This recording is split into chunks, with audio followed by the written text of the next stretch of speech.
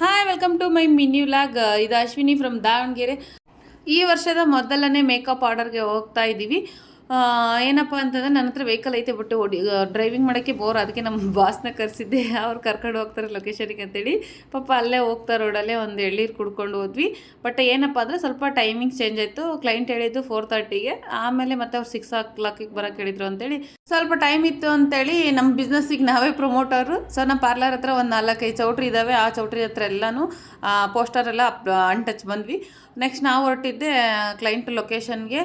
ಅಲ್ಲಿಂದ ಹೋಗ್ಬಿಟ್ಟು ಏನಪ್ಪ ಅಂತಂದರೆ ನಮ್ಮ ಮೇಡಮ್ದು full bob cut hair, small hair. ಅವರಿಗೆ ಹೇರ್ ಸ್ಟೈಲ್ ಮಾಡಿಸ್ಕೋಬೇಕು ಅಂತ ಸಖತ್ ಇಷ್ಟ.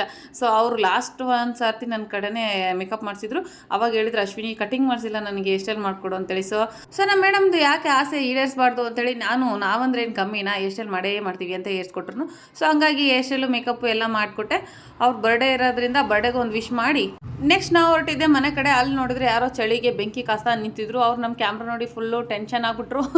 ನಾನು ಜೋಕ್ ಮಾಡಿದೆ, ಇರಿ ಪೊಲೀಸಿಗೆ ತೋರಿಸ್ತೀನಿ ಅಂತೇಳಿ. ನಿಮಗೆ ಮಿನಿ ವ್ಲಾಗ್ ಇಷ್ಟ ಆಗಿದ್ರೆ ದಯವಿಟ್ಟು ಕಮೆಂಟ್ ಮಾಡಿ ತಿಳಿಸಿ.